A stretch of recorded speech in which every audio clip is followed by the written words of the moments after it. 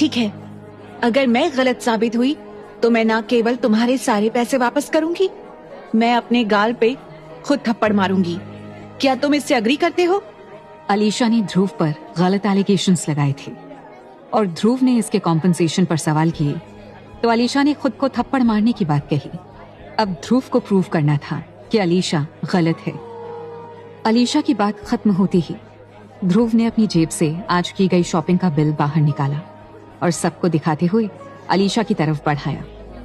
अलीशा ने जब बिल देखा तो हैरत से उसकी आंखें फटी की फटी रह गईं। ध्रुव ने शनेल के 2023 स्प्रिंग कलेक्शन से अपनी माँ के लिए ये ड्रेस खरीदी थी और इस ड्रेस की कीमत 35 लाख रुपए थी। और इससे ज्यादा हैरानी की बात यह थी कि ध्रुव ने सारे पैसे अपने कार्ड से पे किए थे और कोई भी डिस्काउंट नहीं लिया था। सारी ड्रेस उसने ओरिजिनल प्राइस पर खरीदी थी। रिसीट में शनेल का ऑफिशियल लेबल भी था और इसे कोई कॉपी नहीं कर सकता था। अलीशा की नजरें अब ध्रुव की माँ के कपड़ों पर थी। अलीशा हैरान थी कि उसने अभी तक ध्यान क्यों नहीं दिया। क्या ड्रेस वास्तव में इतनी महंगी थी कि अलीशा सच में अफोर्ड नहीं कर सकती थी? कपड़े तो छोड़ो, अलीशा ध्रुव की माँ के हाथ में टंगे बैग को भी अफोर्ड नहीं कर सकती थी। इसके अलावा सोचने की बात यह थी कि ध्रुव इसे कैसे खरीद सकता था। 35 लाख रुपए यूनिवर्सिटी में पढ़ने वाले किसी भी लड़के के लिए बहुत ज्यादा थे। अचानक पूरी भीड़ खामोश हो गई थी। क्या हुआ अलीशा को? वो एकदम से इतनी चुप क्यों हो गई? Alisha, what the hell is going on? Alisha, हमें बताओ आखिर क्या बात है? अगर ध्रुव ने तुम्हारे पैसे चुराए हैं तो हम तुम्हारी मदद करेंगे। लोग अलीशा को सपोर्ट देने के लिए शोर मचा रहे थे। अलीशा एकदम पत्थर की तरह स्टैच्यू बनकर कभी बिल को तो कभी लोगों को तो कभी ध्रुव की माँ की ड्रेस को देख रही थी। उसके चेहरे से साफ दिख रहा था कि वो काफी एम्बैरेस्ड फील कर रही थी, पर उसे किसी भी सूरत में इस सिचुएशन का सामना करना ही था। अंत में उसने अपने हाथ उठाकर सबको शांत करते हुए कहा, मैं गलत थी, इसने मेरे पैसे नहीं लिए हैं, मुझे ही कुछ गलतफहमी हुई थी। अलीशा हैरान थी कि अचानक से ध्रुव के पास इतने पैसे कहां से आ गए। उसके और उसकी माँ के अपीयरेंस से ऐसा ही लगता था कि वो किसी गरीब फैमिली से है। अलीशा ने आगे कहा, मैं तुम्हारी माँ को सारे पैसे वापस कर दूंगी। अलीशा इतनी ज्यादा एम्बैरेस थी कि वो कहते कहते रोने लगी और अपने पर्स में हाथ डालकर माँ के सारे पैसे उनके हाथ में वापस कर दिए। पर ध्रुव इतने में अपनी माँ के इंसल्ट को भूलने वाला नहीं था, इसलिए उसने अपने हाथों से इशारा करते हुए कहा, तुम कुछ भूल रही हो शायद। ध्रुव के इशारे से अलीशा को याद आया कि उसने गलत साबित होने पर अपने गाल में खुद थप्पड़ मारने का वादा किया था। अलीशा ने ध्रुव की तरफ देखते हुए कहा, तुम, और रो पड़ी। अभी वो अपना हाथ उठाकर खुद को थप्पड़ मारने ही वाली थी। पीछे से कुछ लोग जो एकदम से ध्रुव की साइड थे हूटिंग करने लगे, पर तभी ध्रुव की माँ ने अलीशा का हाथ पकड़ लिया। ना बेटा, कोई बात नहीं, कभी कभी गलतफहमी हो जाती है। इतनी भीड़ में केवल एक माँ ही थी जो अचानक से अलीशा को इतने प्यार से समझा रही थी। अलीशा हिचकियां लेते हुए गले लग गई। Sorry aunty, I am very sorry. इतना कहकर अलीशा भीड़ के बीच से जगह बनाते हुए भाग गई। वो यहाँ से सीधे यूनिवर्सिटी के पार्किंग लॉट में गई, जहाँ एक BMW कार के अंदर जाकर दहाड़े मारकर रोने लगी। क्रिश, आज मेरी बहुत बेइज्जती हुई है। मैं नहीं जानती कि क्या करूं, पर तुम्हें कुछ करना होगा। अलीशा के जाते ही यूनिवर्सिटी गेट में लगी भीड़ भी छंट गई। ध्रुव ने अपनी माँ की तरफ देखा। माँ खुश नहीं लग रही थी, उनकी भौहें लगातार फड़फड़ा रही थी। माँ, मैंने किसी के कोई पैसे नहीं चुराए। तुमको ऐसा कैसे लग सकता है कि मैं चोरी करूंगा? पर माँ को इस बात से कोई फर्क नहीं पड़ रहा था। उन्होंने केवल एक बात पूछी, तो तेरे पास इतने पैसे कहाँ से आए? माँ का सवाल सुनते ही ध्रुव की हालत खराब हो गई थी। नेहाल ने उसे साफ तौर पर मना किया था कि किसी भी हाल में माँ को इस बारे में कुछ पता नहीं चलना चाहिए था, और वो ये भी नहीं कह सकता था कि उसे स्कॉलरशिप मिली है। इसलिए उसने सच को छिपाने के लिए सवाल को ही इग्नोर करते हुए कहा, माँ, तुम उसकी चिंता मत करो। तुम बस इतना समझो कि मैं अपना और तुम्हारा ख्याल रख सकता हूँ। वैसे ये बताओ, तुम हॉस्पिटल क्यों गई थी? क्या तुमने पैसों के लिए फिर से अपना खून बेचा? इतना कहकर ध्रुव ने अपनी माँ का हाथ पकड़ा और उसे अच्छे से देखने लगा। पर उसे हैरानी हुई क्योंकि माँ के हाथ में कहीं भी खून निकलने का कोई निशान नहीं था। फिर माँ पैसे कहाँ से लाई थी? पूछने पर माँ ने बताया, तुम तो अपनी माँ को जानते ही हो। मुझे बर्दाश्त नहीं हुआ कि कोई मेरे लड़के पर चोरी का इल्जाम लगाए। पर जब मैं हॉस्पिटल गई तो एक लड़की मेरे पास आई।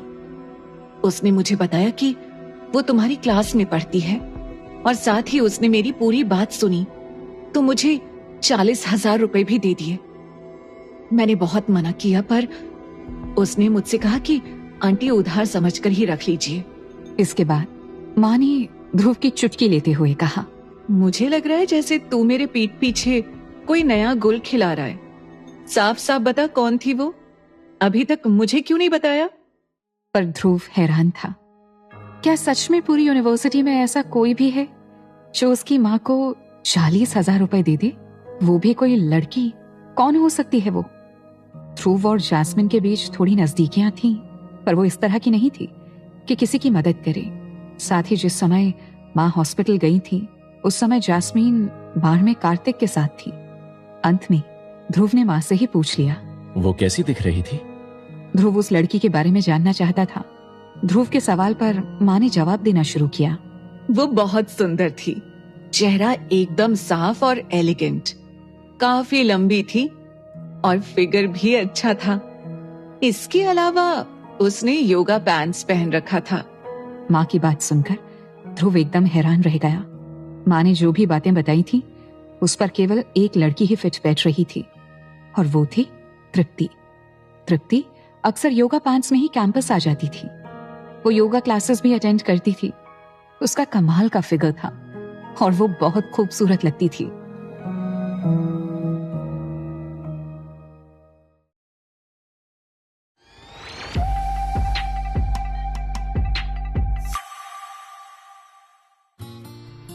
चलो माँ, अपना ख्याल रखना, मेरी चिंता बिल्कुल भी मत करना और मुझे पैसे भेजने की कोई जरूरत नहीं।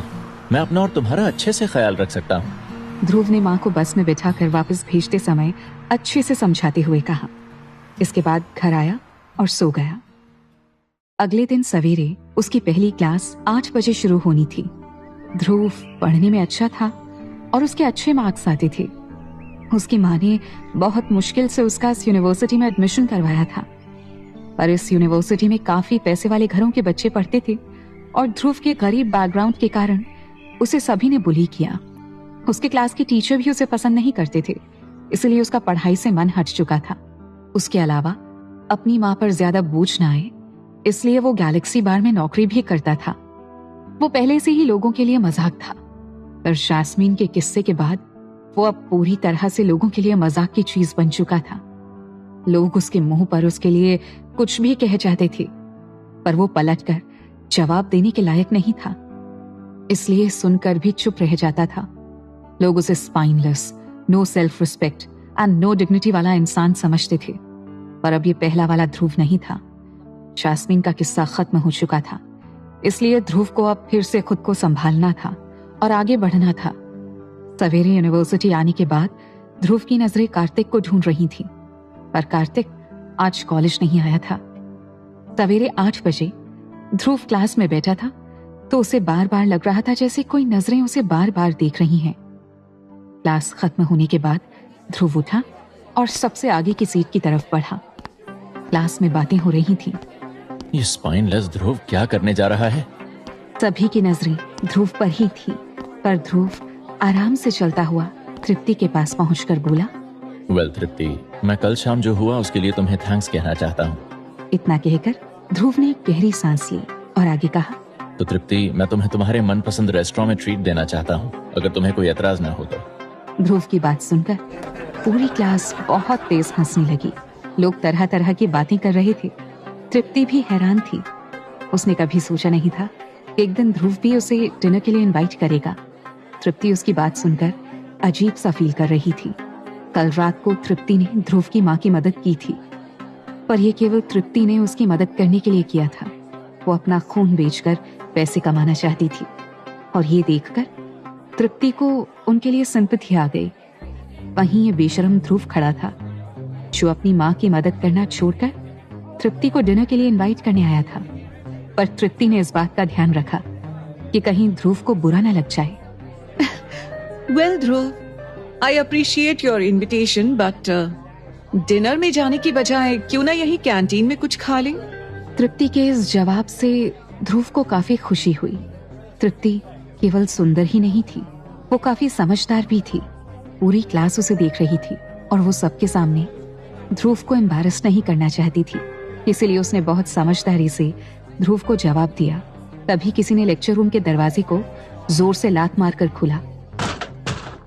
सभी की नजर उस ओर गई तो देखा लकी खड़ा था।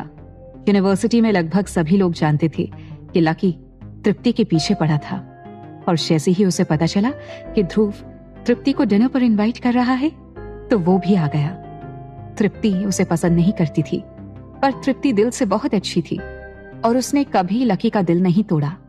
आते ही लकी ने ध्रुव का मजाक उड़ाना शुरू कर दिया।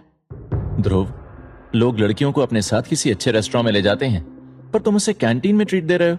कमाल के गधे हो। मैं आज तृप्ति को ले मेरिडियन में ले जाना चाहता हूँ। लकी भी काफी रिच फैमिली का लड़का था, और जैसे ही उसने ले मेरिडियन का नाम लिया सभी लोगों का ध्यान उस पर था। ले मेरिडियन में एक बार खाना खाने की कीमत में कैंटीन के महीने भर का खाना आ जाता था। लकी आगे कहता रहा, तुम्हारे जैसे चलते फिरते जोकर के बजाय तृप्ति मेरे साथ जाना पसंद करेगी। दूसरी तरफ तृप्ति की समझ में नहीं आ रहा था कि इस सिचुएशन को कैसे डील करे। ध्रुव ने सिंपली कल तृप्ति की मदद के बदले एक छोटा सा थैंक्स कहने के लिए तृप्ति को डिनर ऑफर किया था, पर लकी तो अपना हक जमा रहा था, जो तृप्ति को बिल्कुल भी पसंद नहीं आया। पर उसने कुछ नहीं कहा। उधर ध्रुव ने तृप्ति की तरफ देखकर कहा, ठीक है, आज शाम मैं तुमसे ला मेरिडियन में मिलता हूँ। इतना कहकर ध्रुव चुपचाप रूम से निकल गया। जाते वक्त पीछे से ध्रुव को पूरे क्लास के हंसने की आवाज सुनाई दी। पीछे लोग बातें कर रहे थे। वो ला मेरिडियन में जाने की बात कर रहा है। उसे पता भी है ला मेरिडियन में उसके जैसों को बाहर से ही भगा देते हैं। वहाँ एक बार जाने से उसका 6 महीने का पूरा खर्च आ जाएगा। शायद जैस्मिन के जाने के बाद मेंटल हो गया। वहां से बाहर निकलकर ध्रुव सीधे अपने रूम में पहुंचा और काफी देर तक ले मेरिडियन के बारे में सर्च करता रहा। वो जानता था कि उसकी फैमिली के पास इस होटल का बहुत बड़ा हिस्सा है, पर वो लकी के साथ अपने झगड़े को बराबरी का रखना चाहता था, और लकी का ध्रुव से कोई मुकाबला नहीं था, पर लड़ाई बराबर की रहनी चाहिए। अंत में ध्रुव ने निहाल को फोन किया। निहाल उसके पापा का खास था, जिसे ध्रुव को असिस्ट करने के लिए भेजा गया था। सर, आपने मुझे याद किया। आशा करता हूँ सर कल आपको कोई परेशानी नहीं आई होगी। निहाल ने फोन उठाते ही कहा। दरअसल कल ध्रुव के कहने पर निहाल ने कार्तिक की फैमिली को बर्बाद करके रख दिया था, और निहाल उस बारे में ही बात कर रहा था। निहाल गिल फैमिली का खास था, और कार्तिक जैसी फैमिली को बर्बाद करना उसके लिए एक फोन कॉल से ज्यादा कुछ नहीं था। थोड़ी देर ऐसे बात करने के बाद ध्रुव ने अपनी बात सामने रखी। ध्रुव ने कहा, निहाल, आज मेरा एक अपॉइंटमेंट है ला मेरिडियन में। उधर से निहाल की आवाज गूंजी। समझ गया सर, मैं अभी ला मेरिडियन को आपके नाम पर खरीद लेता हूँ। इसके अलावा मेरे लिए और कोई ऑर्डर है? निहाल ने एक लाइन में बता दिया था कि ध्रुव किस फैमिली को बिलोंग करता था, और उसे ये भी समझ में आ गया कि पैसा और पावर कितनी खतरनाक चीज है। ले मेरिडियन पूरी दिल्ली का सबसे महंगा होटल था, और उसे अभी खरीदने का नहीं, तुम्हें ऐसा करने की कोई जरूरत नहीं है। मेरे तुम्हें कॉल करने का एक ही मकसद है। मुझे आज शाम के ओकेजन के लिए कुछ अच्छी ड्रेस चाहिए जो मेरी अभी की आइडेंटिटी के साथ मैच कर सके। ध्रुव ने निहाल को शाम को ले मेरिडियन जाने की अपनी रिक्वायरमेंट बताई, तो उधर से निहाल की आवाज गूंजी। ओह, आई सी, नाउ आई अंडरस्टैंड सर। इसके साथ ही निहाल ने सूट के कुछ फोटोग्राफ्स भेजकर कहा, ये सभी कस्टम मेड सूट्स हैं जो खास आपके लिए बनाए गए हैं, और 20 मिनट में सारे सूट आपके पास पहुंच जाएंगे। गिल फैमिली का पावर और इन्फ्लुएंस देखकर ध्रुव भी हैरत में था। ये सभी सूट दुनिया के सबसे बड़े फैशन डिजाइनर ने डिजाइन किए थे, और सभी खास तौर पर ध्रुव के लिए कुछ सबसे अच्छे प्राइवेट टेलर्स ने तैयार किए थे। ध्रुव ने उनमें से एक को पसंद किया और निहाल को फिर से कॉल किया। निहाल, मुझे तुमसे एक बात और जाननी थी। क्या फैमिली में और भी कुछ ऐसा है जो मुझे जानना चाहिए? मेरे डैड वापस क्यों नहीं आ पा रहे हैं? ध्रुव की बात सुनकर निहाल 1 मिनट के लिए चुप रहा। फिर बोला, सर, आप जानते होंगे कि बड़ी फैमिली में बहुत कुछ चलता रहता है, पर आप चिंता ना करें, ये सब चलता रहता है। और बड़े सर सभी परेशानियों से निकलना अच्छी तरह से जानते हैं। हालांकि एक बार सब सेटल हो जाए तो वो आपसे पर्सनली मिलने आएंगे। निहाल की बात सुनकर ध्रुव ने फिर पूछा, मैं जान सकता हूँ कि क्या परेशानी चल रही है? क्या ऐसा कोई तरीका है जिससे मैं मदद कर सकूं? ध्रुव ने पूछा तो निहाल ने थोड़ा सोचकर जवाब दिया, वेल, अभी तो आपके लिए कोई मदद कर पाना थोड़ा मुश्किल है, पर मेरा आपसे मिलने का मेन पर्पस ये है कि आपको इस लायक बनाना है कि आप अपनी फैमिली बिजनेस को संभालने के काबिल हो सकें, वो भी अपने खुद के दम पर। मेरा मकसद आपको ये लग्जूरियस लाइफ देना नहीं है जिसे आप अभी एंजॉय कर रहे हैं। निहाल की बात सुनकर ध्रुव के मुंह से निकला, ओह, आई सी। निहाल उसे इग्नोर करते हुए आगे बोला, अगर मैं एकदम मुद्दे की बात करूं तो अगर आप अपनी फैमिली बिजनेस की विरासत पाना चाहते हैं तो आपको न केवल अपर क्लास लोगों के बीच उठने बैठने के तौर तरीके, जबरदस्त नेटवर्क और फाइनेंशियल रिसोर्सेज की समझ होनी चाहिए, बल्कि इसके अलावा आपको और भी बहुत कुछ सीखना होगा। आने वाले समय में मैं आपको ये सभी चीजें सीखने में मदद करूंगा। ये सुनने के बाद ध्रुव ने पूछा, तो हम कहाँ से शुरू करें? ध्रुव जानता था कि इस फैमिली बिजनेस की विरासत को पाना और उसे संभालना आसान नहीं था। दुनिया की सबसे बड़ी बिजनेस फैमिली की विरासत को पाना आसान नहीं था। पूरी फैमिली में इसे पाने के लिए एक तरह का कंपटीशन चल रहा था। इस कंपटीशन में केवल कोई एक ही विनर बनकर निकलेगा। ध्रुव के इस सवाल को सुनकर निहाल की प्रोफेशनल आवाज में थोड़ी सी खुशी दिखाई दे रही थी। क्योंकि ध्रुव सर सभी स्किल्स सीखने के लिए थोड़ी जल्दी में दिखाई दे रहे हैं, तो किसी छोटी चीज से शुरुआत करते हैं। निहाल की बात सुनकर ध्रुव भी खुश हो गया। हम कहाँ से शुरू करें? उधर से निहाल की आवाज आई, हम ल मेरिडियन को खरीद कर शुरुआत करेंगे। निहाल से कुछ देर बात करने के बाद ध्रुव को समझ में आ गया कि इतनी बड़ी फैमिली का वारिस बनना आसान नहीं था। उसे केवल बुकिश नॉलेज की जरूरत नहीं थी, उसे कई और चीजें भी चाहिए थीं। इसलिए ध्रुव को लगा कि अब उसे अपने आप को इम्प्रूव करने की जरूरत है। उसने एक लिस्ट बनाई कि उसे किन किन चीजों पर मेहनत करने की जरूरत होगी। थोड़ी देर बाद उसकी लिस्ट तैयार थी। इसमें केवल उन्हीं स्किल्स को लिखा था जो उसे क्लासरूम में नहीं सिखाई जा सकती थी। ध्रुव ने फिर से अपनी लिस्ट को पढ़ा। Problem solving skills, communication research skills, positive attitude और सेल्फ मोटिवेशन, ये सारी स्किल्स उसे अपने अंदर पैदा करनी थी। वो वापस अपनी क्लासरूम में आकर किताब खोलकर पढ़ने लगा कि किताब उसने कई दिनों से छुई तक नहीं थी। किताब खोलते ही उसे कई पेपर स्टार मिले। ध्रुव की समझ में नहीं आया कि ये पेपर स्टार उसकी किताब में किसने रखे। ध्रुव अच्छे से जानता था कि पैसों के पीछे सबके सामने कपड़े उतारने वाली जैस्मिन तो कभी पेपर स्टार उसकी किताब में नहीं रखेगी, पर अगर जैस्मिन नहीं तो और कौन। ध्रुव ने उन पेपर स्टार में से एक को उठाकर खोला तो अंदर लिखा था, मेरा प्यार तुम्हारे लिए भले ही आज धूल में पड़ा है, पर एक दिन ये सारे आसमान को सजा देगा। इसे देखकर ध्रुव हैरान था। ऐसा कौन है जो ध्रुव को यह सब लिख कर दे रहा है। ध्रुव ने एक और पेपर स्टार को खोला।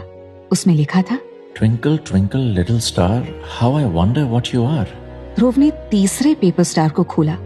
उसमें लिखा था, तुम्हारे दांतों में कुछ फंसा था, इससे तुम्हारी स्माइल और भी ज्यादा सुंदर लग रही थी, पर तुम्हारी स्माइल कभी देखने को नहीं मिलती। इसी तरह एक एक कर ध्रुव ने कई सारे स्टार्स खोले। हर एक स्टार में उसे कुछ न कुछ लिखा मिल रहा था। शायद किसी ने ध्रुव को रोज एक स्टार दिया था। इन स्टार्स के कारण सारा दिन ध्रुव कुछ पढ़ नहीं पाया। उसका सारा दिन इन पेपर स्टार्स को पढ़ने में बीत गया।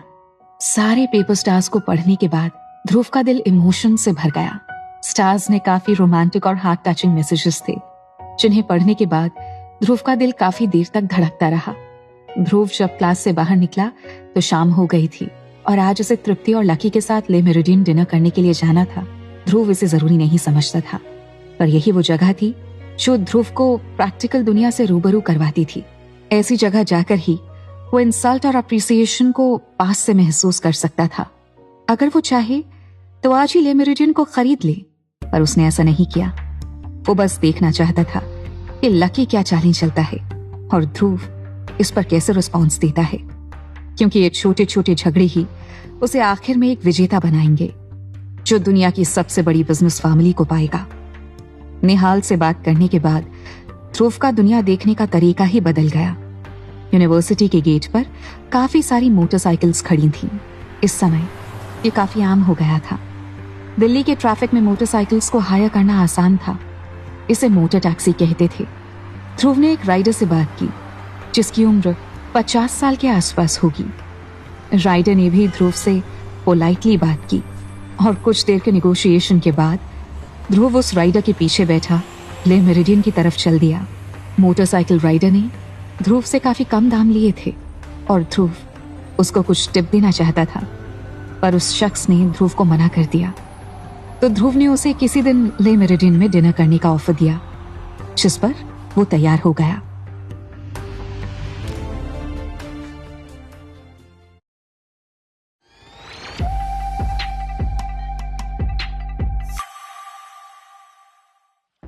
दरअसल मुझे 2 लड़कों ने एक साथ इस डिनर में इनवाइट किया है। अब मैं अकेले तो आ नहीं सकती थी, तो इसलिए तुझे तो मेरा साथ देने आना ही होगा ना। आखिर तू मेरी बेस्ट फ्रेंड जो है। तृप्ति अपने साथ अपनी बेस्ट फ्रेंड आभा को भी साथ लाई थी। आभा तृप्ति के साथ योगा क्लास अटेंड करती थी। दोनों लड़कियां कमाल की सुंदर थीं। दोनों की हाइट भी सेम थी। आभा और तृप्ति ले मेरिडियन के बाहर फाउंटेन के सामने खड़ी होकर होटल और फाउंटेन के अलग अलग एंगल से सेल्फी ले रही थी। दोनों को देखकर होटल के आते जाते गेस्ट्स रुककर उन्हें देखने लगते थे। आज लकी के कहने पर तृप्ति को ना चाहते हुए भी आना पड़ा। साथ में उसे रिक्वेस्ट ध्रुव ने भी की थी। अभी लकी और ध्रुव पहुंचे नहीं थे, इसीलिए दोनों ऐसे ही अपना टाइम पास कर रही थी। आभा ने तृप्ति से पूछा, क्योंकि तू है ही इतनी सुंदर कि लड़कों की लाइन लग जाए। पर सच सच बता, वो दोनों कौन हैं जिन्होंने तुझे यहाँ डिनर के लिए इनवाइट किया है? अभी तृप्ति कुछ जवाब देती तभी एक Audi A7 होटल के गेट के सामने आती हुई दिखी। आभा ने कार को देखा तो उसकी आंखों में चमक आ गई। उसने आंखें मटकोते हुए कहा, लगता है काफी पैसे वाली पार्टी है। अच्छा किया तूने मुझे बुलाकर। पर वो दूसरा कौन है? तृप्ति ने आभा को देखकर बगैर टालम टोल कर सीधे जवाब दिया, वो ध्रुव है। ध्रुव का नाम सुनते ही आभा का मुंह बिगड़ गया। जो तेरी क्लास में पढ़ता है वही ध्रुव, जिसे सब स्पाइनलेस ध्रुव कहते हैं। आभा ध्रुव के नाम से इतना चिढ़ती थी, लग रहा था जैसे वो अभी ही डिनर छोड़कर चली जाएगी। पर तृप्ति लोगों को ऐसे जज नहीं करती थी, इसलिए तृप्ति ने पूछा, आभा, व्हाट्स रॉन्ग विद यू? तुझे ध्रुव से क्या नफरत है? तृप्ति के सवाल पर आभा ने कहा, तृप्ति, तुझे शायद पता नहीं, पर छोड़, जाने दे। सुनकर तुझे बुरा लगेगा। ऐसा लगा जैसे वो ध्रुव के बारे में कुछ जानती है, पर तृप्ति को ठेस न पहुंची, इसलिए कुछ नहीं कहा। नहीं आभा, मुझे बुरा ध्रुव के लिए नहीं, तेरे लिए लगेगा। तू अगर उसके बारे में कुछ जानती है तो उसे सबके साथ शेयर करने की जरूरत नहीं है। मैं केवल इतना जानती हूँ कि वो एक सिंपल फैमिली से आता है और अपने लिए जो जरूरी हो वो करता है। तृप्ति दिल से अच्छी थी। वो लोगों को उनके फैमिली बैकग्राउंड या इकोनॉमिक स्टेटस से जज नहीं करती थी। ध्रुव थोड़े गरीब परिवार से था, पर तृप्ति को वो काफी स्मार्ट लगता था। बस ध्रुव को अपने आप को प्रेजेंट करना नहीं आता था, और इसका कारण भी उसका फैमिली बैकग्राउंड था। तृप्ति की बात सुनकर आभा ने कहा, बात वो नहीं है कि वो गरीब है या नहीं, बात यह है कि वो हमारे सुपरमार्केट से फ्री फूड सैंपल तक चुरा कर ले जाता है। वो चोरी करता है। आभा किसी भी सूरत में ध्रुव को बिल्कुल भी टॉलरेट नहीं कर सकती थी। आभा के पापा एक सुपरमार्केट चेन के मालिक थे और उनकी एक सुपरमार्केट में कोई शख्स फ्री फूड सैंपल चुरा रहा था। बाद में पता चला कि वो और कोई नहीं बल्कि ध्रुव था। आभा पहले से ही उससे नफरत करती थी और ये पता चलने के बाद तो वो ध्रुव की तरफ देखना भी पसंद नहीं करती थी। अभी दोनों कुछ और बातें करती कि तभी लकी भी वहां आ गया। लकी ने केवल तृप्ति को बुलाया था, पर यहाँ तो आभा भी साथ में ही थी। 2 खूबसूरत लड़कियों को देखकर वो मन ही मन खुश हुआ। हेलो तृप्ति और आभा, क्या बातें हो रही हैं? आभा ने लकी को देखा तो खुशी से उससे बात करने लगी। आभा को लकी पसंद नहीं था, पर अगर उसके सामने 2 चॉइसेस हों, लकी और ध्रुव, तो लकी लाख गुना बेहतर था। आभा की तरफ से थोड़ा हिंट मिलते ही लकी शुरू हो गया। चलो चलते हैं, मैं यहाँ अक्सर आता रहता हूँ। आज तुम लोगों को एक शानदार डिनर कराता हूँ। दरअसल लकी इतने महंगे होटल में कभी नहीं आया था। वो बस ऑनलाइन कुछ जानकारी निकालकर सबके सामने हीरो बनने की कोशिश कर रहा था, पर तृप्ति अभी जाने को तैयार नहीं थी। रुको, ध्रुव को भी आने दो, तृप्ति ने कहा। तृप्ति के इतना कहते ही लकी शुरू हो गया। वो यहाँ कैसे आ पाएगा? इसकी इतनी हैसियत है ही नहीं कि यहाँ आए, और टाइम भी तो देखो, हम लेट हो रहे हैं। लकी कोशिश कर रहा था कि कैसे भी तृप्ति और आभा को मना ले और ध्रुव के बगैर ही होटल में चले, पर तभी ध्रुव भी वहां आता है। ध्रुव एक मोटरसाइकिल में पीछे बैठकर आया था। उसे देखकर आभा की नफरत उसकी आंखों में साफ दिखाई दे रही थी और लकी उसका मजाक उड़ाने लगा। तृप्ति, उसे देखो, वो शायद अपने पापा के साथ आया है। अब समझ में आया वो इतना गरीब क्यों है, क्योंकि उसके पापा ही असली लूजर हैं। और देखो तो, वो अपनी मोटरसाइकिल को छुपाने की कोशिश कर रहा है, और शायद वो तुम्हें ये जताना चाहता है कि वो मोटरसाइकिल से आया है। शायद वो छिपाना चाहता है कि उसके पापा इतने बूढ़े हैं। लकी ने जब ध्रुव को पार्किंग लॉट से बाहर आते देखा तो दूर से ही हाथ हिलाकर चिल्लाया, ध्रुव, यहाँ इस तरफ आओ। ध्रुव ने दूर से ही तृप्ति और लकी को देख लिया था, पर उसे उम्मीद नहीं थी कि आभा भी वहां होगी। ध्रुव के आते ही लकी ने पूछ लिया, इतना लेट कैसे हो गए, और तुम्हारे पापा कहाँ हैं? ध्रुव ने लकी को देखकर हैरानी से कहा। पापा? ध्रुव को इतना हैरान देखकर लकी ने कहा, इतना भी मत बनो।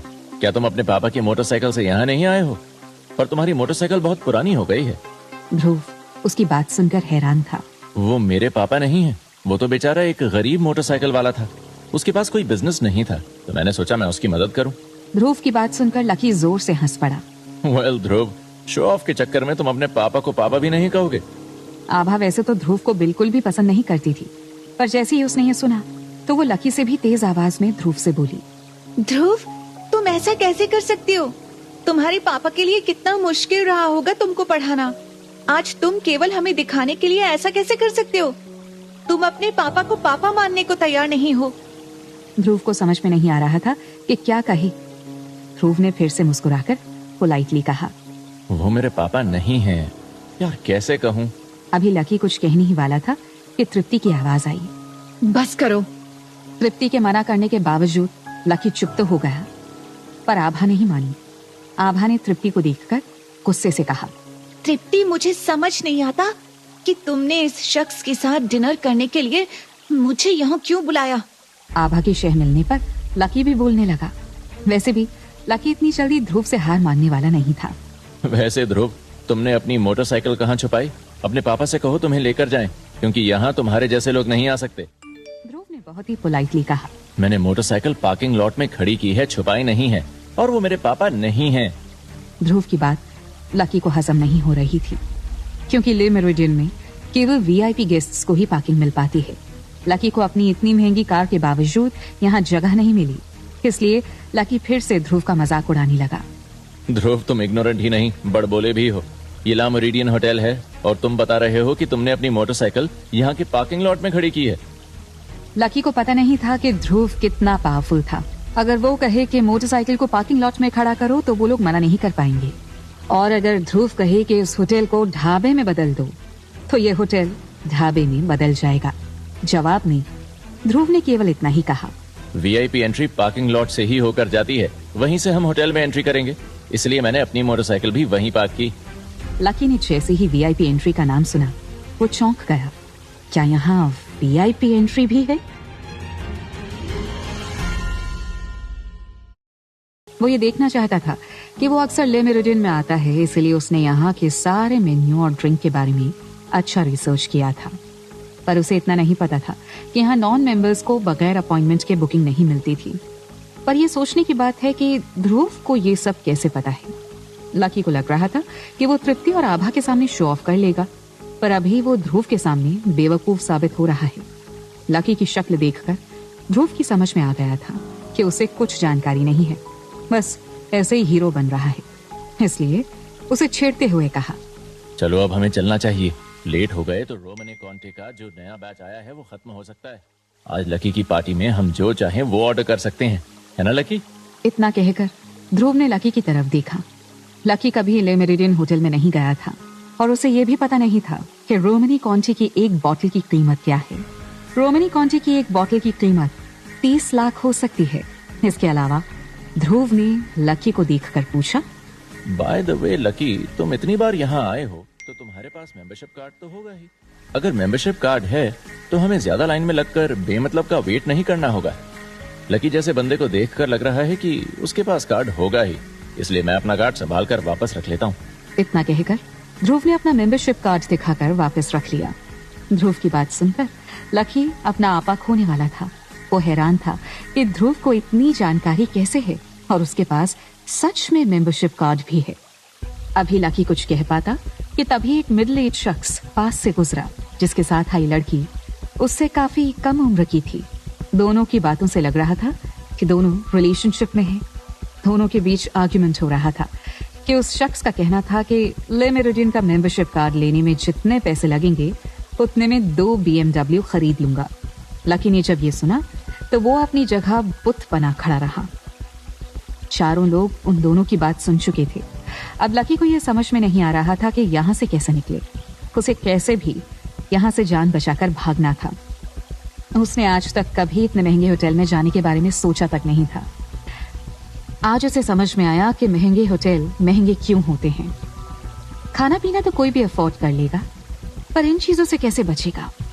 लकी ने अपनी रिसर्च से ये तो पता कर लिया था कि ले मेरिडियन होटल महंगा है, जिसे वो अफोर्ड कर सकता था, पर उसे ये पता नहीं था कि यहाँ एंट्री करने के लिए मेंबरशिप भी लेनी पड़ेगी।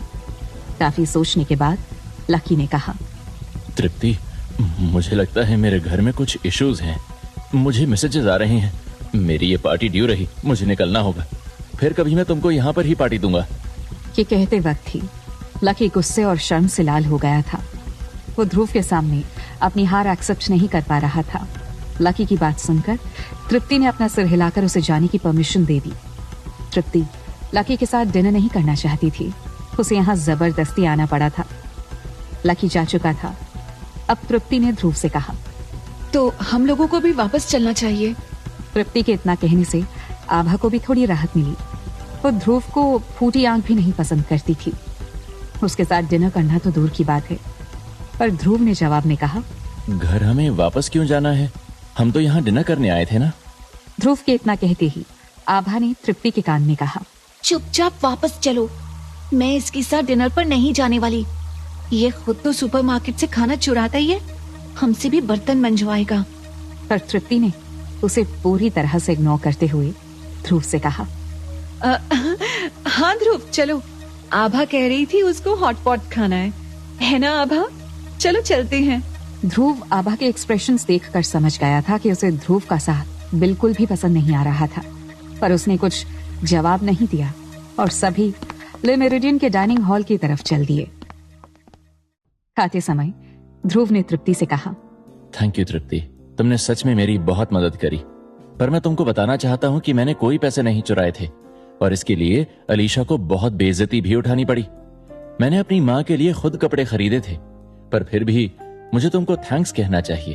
अगर तुम ना होती तो मेरी माँ अपना खून बेचकर ये अलीशा को पैसे दे देती। इतना कहकर ध्रुव ने अपनी जेब से एक सफेद लिफाफा निकालकर तृप्ति की ओर बढ़ाते हुए कहा, ये वो पैसे हैं जो तुमने माँ को दिए थे, प्लीज इसे रख लो। शुरुआत में तृप्ति इन पैसों को लेने के लिए जरा भी तैयार नहीं थी, पर ध्रुव के बार बार कहने पर अंत में मान गई।